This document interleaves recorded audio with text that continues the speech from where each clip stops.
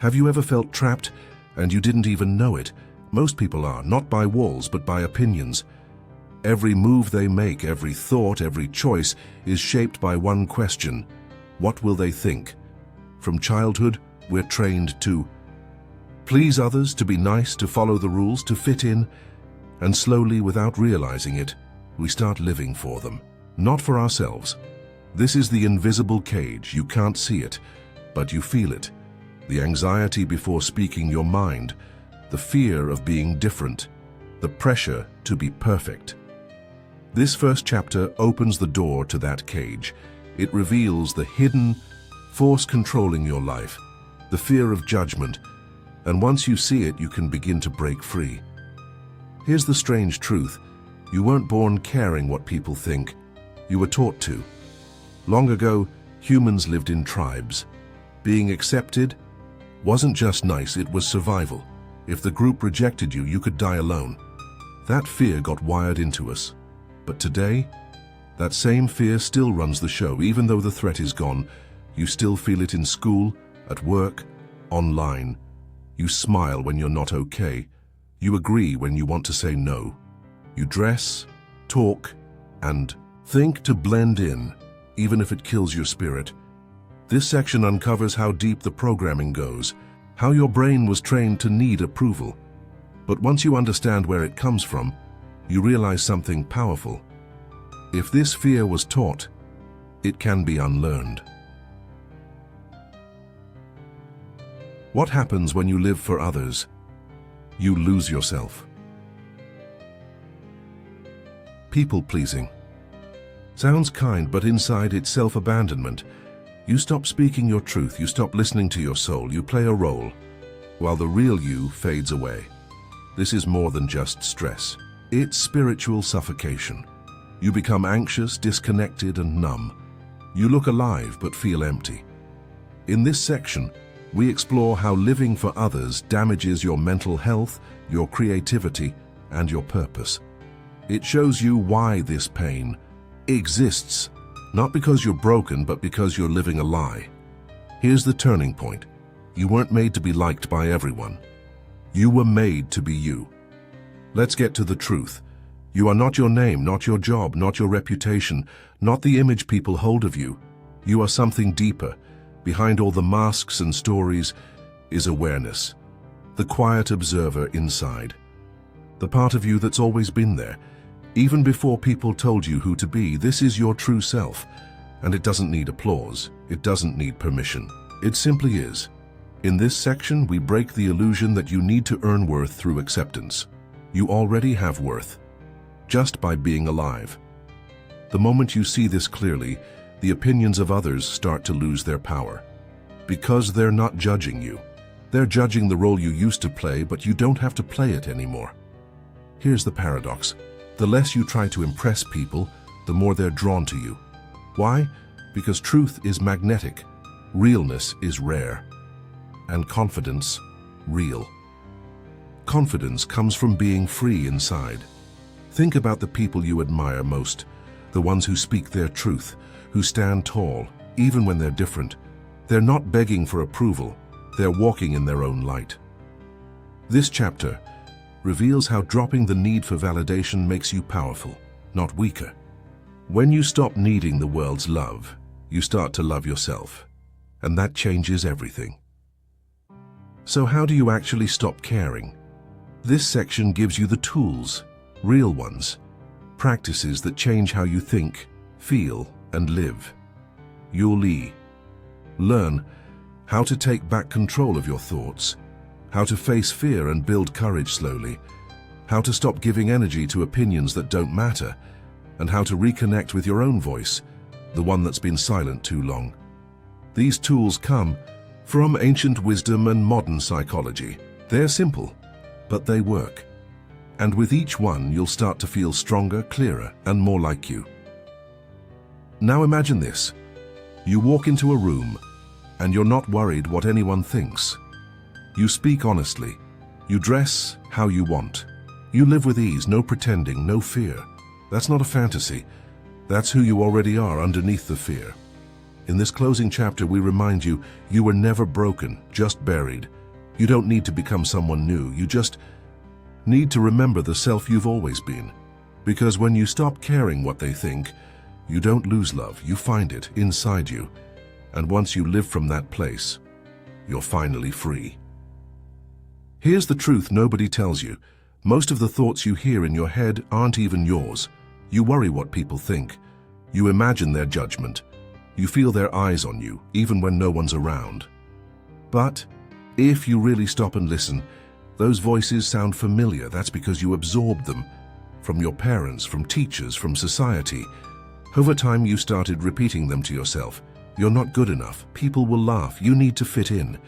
These thoughts feel real, but they're not. They're echoes, leftovers. The real you, it's deeper, quieter, watching behind. The noise.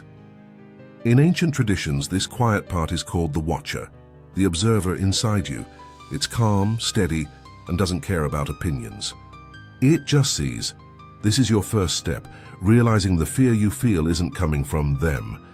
It's coming from a voice you never chose. And once you see that clearly, you're no longer under its spell. To truly let go of what people think, we have to understand why we started caring. Thousands of years ago, being accepted by the group meant survival. If the tribe didn't like you, they left you behind, and that meant death, so we learned to blend in, to stay safe by being liked. Even now, your brain still reacts like you're in danger when someone frowns at you or disapproves. It's not weakness, it's biology. But the world has changed, and this survival instinct has become a trap. We now live in digital tribes, social media, work culture, school. You're constantly watched and judged, not by wild animals, but by likes, comments, and silent glances. But here's the twist. They're not thinking about you as much as you think. Everyone is too busy worrying about themselves. You've been trained to care, but now that you can unlearn it, this isn't about rebellion. It's about freedom. Here's a mind-bending truth. You're not who people think you are. And you're not even who you think you are. You've been told you're a name, a job, a personality type. But those are just labels, roles you've played to survive. You laugh a certain way. You act cool. You keep secrets. Not because that's you, but because you're afraid of how the real you would be seen. Eastern philosophy teaches us the self isn't solid. It changes, flows, evolves. The version of you someone judged last year, that version is gone. So when someone gives their opinion of you, what are they judging? A mask, a memory? You're not the story. You're the one watching the story unfold, the deeper you. And once you stop believing you are the role, their judgment loses all power. Most people aren't seeing you clearly. They're seeing their own wounds. When someone criticizes you, it often says more about them than you. Their fears, their jealousy, their past. It's like looking through a dirty mirror. What they see is blurred by their own pain. Someone raised in fear might call your confidence arrogance. Someone who gave up on their dreams might call your ambition unrealistic. But none of that is about you. Psychologists call this projection. Ancient mystics called it illusion. Either way, it means this: you are not responsible for how people see you. You can be kind, clear, honest, and still be misunderstood. So why live in fear of something you can't control? Let them see what they want. You must keep being real. Sometimes the only way to stop caring what they think is to leave the crowd, not forever, just long enough to remember yourself. Step away from the noise, put down the phone, turn off the opinions, sit with your own breath, your own presence, your own truth. That's how warriors, mystics, and visionaries did it. They went into the forest, the desert, the silence, because in stillness something rises, a voice that isn't afraid, a self that doesn't bend. You don't need to shout. You don't need to prove. You just need to be. This part of you doesn't care if it's liked. It only cares if it's true. And once you find that voice, you'll never need approval again. Here's where we flip the script. You don't have to become cold or detached. You don't have to stop caring about people. You just have to stop needing their permission to be yourself. This is the paradox. The less you seek approval, the more you can truly connect. Because you're no longer performing. You're just present. From Buddhism to Stoicism, the great teachings all say the same thing. Let go of attachment and you become free. You can care deeply. Be kind, be open, but don't hand over your identity. Don't let someone else's opinion decide who you are. Love them, but be you. Here's the most powerful truth of all. You're going to die, and when you really understand that, not in your head, but in your bones, something changes. The fears shrink. The fake smiles fade. The pressure to please disappears because none of it lasts. Seneca said, "You act like mortals in all that you fear, and like immortals in all that you desire." We live like we have forever, but we don't. One day, your story will end. So the only question is, whose life are you living, theirs or yours? You don't stop caring what people think by force. You stop because you don't have time to live for them anymore. Under all the noise, all the roles, all the fear, there's something in you that can't be touched. A quiet flame, a deep knowing, a presence that doesn't flinch when judged, doesn't shrink when doubted, and doesn't change when misunderstood. You were born with it. You just forgot. The world will still try to pull you back, to make you play the part. But now, you see through it. You see the game. And you don't need to play it anymore. You are free. Let them think what they want. You found something stronger than approval. You found yourself. From the outside, your life may seem fine, but inside, you're trapped, and you may not even know it. You say and do things to be liked. You hold back your real thoughts. You worry what others will say. You act strong, cool, kind, whatever gets approval. But ask yourself, who would I be if no one was watching? That one question cracks the illusion. Because most of your fear isn't about others, it's about losing your mask. You weren't born this way. You were trained to care what others think, slowly, quietly. This isn't about being selfish, it's about being free. We begin the journey here by seeing the prison for what it is. Once you see it, you can begin to step out. This fear has roots that go deep. Thousands of years ago, your life depended on the tribe. If they liked you, you lived. If they didn't, you were left behind. That fear lives on even though the world has changed. As kids, we learn fast. Make them happy. Don't be too loud. Don't stand out. Be a good boy or girl. We trade our truth for approval, again and again. By the time we grow up, we don't even notice we're still doing it. In this part, we uncover how your inner child learned to please, hide, and perform. It wasn't your fault, it was survival. But now it's keeping you small and you don't need it anymore. Who are you really afraid of? You say, they'll judge me, they'll laugh, they won't understand. But most of the time, there's no they, just voices in your mind, echoes of past pain, old teachers, old wounds. You're not afraid of people. You're afraid of your idea of them. Even psychology agrees, most of your fears come from imagined stories, not real threats. And ancient teachings say the outside world is just a mirror, reflecting the parts of you that still hurt. In this section, we uncover the truth. What you fear in others is often what you haven't accepted in yourself. And the moment you realize this, their power over you disappears. You've worked hard to become someone smart, funny, kind, tough, chill, ambitious. Whatever role you built, it helped you survive. You used it to belong, to feel safe, to avoid pain. But now it's a cage. Every time someone questions you or doesn't like you or misunderstands you, you panic. Not because it's wrong, but because it threatens your identity. That's the real trap. Even not caring what others think can become just another mask, another performance, another identity to protect. Here, we let that go. You don't need to prove anything anymore. When you drop the mask, something deeper comes through. That's the real you, quiet, open, free. Here's the truth. Real freedom isn't loud. It's quiet. Not caring doesn't mean being cold, it means being calm. Still, whole, this section explores what the Stoics called inner freedom, what monks call detachment, what sages call liberation. It's not about pretending not to care. It's about not needing approval to feel alive. You stop chasing reactions. You stop defending yourself. You just live, clear, open, and peaceful. It shows up in small moments. When you speak your truth and let silence follow.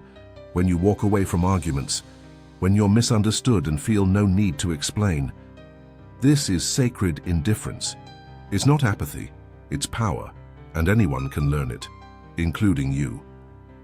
When you finally stop caring what others think, something strange happens. At first it feels like silence, emptiness, like something is missing. No more applause, no more judgment, no more audience. This space can feel scary, but it's also sacred. It's the place where you meet the real you for the first time. No roles, no filters, no fear, just you and peace. Here's the twist. When you stop trying to be liked, something magical happens. People start to feel you, the real you, not the version that's performing, not the one chasing attention, just presence, truth, realness, and people are drawn to it. This section explores how true connection begins after the need to impress ends. You speak honestly, you listen deeply, you show up fully. Ironically, the less you care about being liked, the more lovable you become. Let's go back to the question we asked at the start. Who would you be if no one was watching? You've walked the path. You've peeled back the mask. You've seen through the lie. Now the answer is clear. You don't need to fight. You don't need to prove. You don't need to be seen. You just need to be, and that is real freedom. Why do you care what people think of you? Because you were trained to. Long ago, being rejected by the tribe meant danger. You wouldn't survive alone. That fear is still buried deep in your mind. But now, the tribe isn't a village. It's your classmates, your boss, strangers online, even people you'll never meet. You've been taught that being liked keeps you safe. So you hide the real you. You wear masks. You try to fit in even when it hurts. But here's the truth. Their opinion isn't real power. Your belief in it is. This section opens with a bold question and gently reveals the hidden system running in the background of your mind. Most of us are living in fear of a judgment that doesn't exist, not really, and once you see the trap, you begin to break free. You were not born ashamed. You were not born scared to be seen. That came later. As a child, you felt free. You danced, laughed, spoke your truth, but the world pushed back. It told you to behave, to shrink, to fit into the box. So, piece by piece, you built a mask. You smiled when you didn't mean it. You nodded when you wanted to scream. And after a while, you forgot the mask was even there. This part is about waking up to that mask, the one you've worn for so long that you think it's you. We explore how this false self is built. Carl Jung called it the persona. It's the version of you that performs, not the one that feels. But beneath it, the real you is still waiting. You haven't lost yourself. You just forgot where to look. What if the way you've been told to live is upside down? You've been taught to chase success, not peace, to get more likes, not more meaning, to look perfect, not to be real. From school to social media, society has shaped you to care what others think. It's not an accident, it's the system. Keep people scared and you keep them under control. We break down how this illusion works, why the world rewards those who follow the script and quietly punishes those who break it.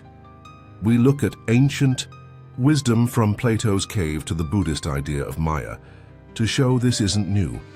The world has always been a kind of dream, but the dream only works if you never question it, until now. Imagine this. People laugh at you, and you feel nothing. They reject you, and you stay calm. They misunderstand you, and you don't explain. That's not coldness. That's power. This section shows the turning point, the moment you become emotionally free. You stop living through other people's eyes. You begin living through your own. We draw from Stoicism, Zen, and modern psychology to show how others only control you if you let their words inside your mind. Real freedom isn't about isolation. It's about knowing who you are so deeply that no one else can define you. You learn how to stay centered, peaceful, unbothered. You become untouchable. What if judgment is a mirror? Most people think judgment is an attack, but it's actually a message from others and from yourself. When someone judges you, they're usually projecting their own fear. But when you feel hurt by it, that means a part of you still believes it. That's the real work. We explore shadow work, an idea from Jungian psychology. It says the things that trigger us are the things we haven't made peace with. The world reflects what we're still avoiding inside. So when you stop running from judgment, it becomes your teacher. It shows you what still needs healing, and every time you face it, you get stronger. Here's the truth: no one wants to say you're going to die, and so is everyone who ever judged you. So why are you wasting time trying to impress them? In this section, everything sharpens. Death brings clarity. The things you feared suddenly feel small. The people you tried to please fade away. We look at the lives of artists, mystics, rebels, those who were judged, mocked, and ignored, but who lived true. And in time, they became legends, not because they were liked, but because they were real. You don't need more praise, you need more truth. There is a power in not being understood, in not needing to be. When you no longer chase approval, you become something rare, something mysterious. You're not easy to label, not easy to control. You stop explaining, you start living.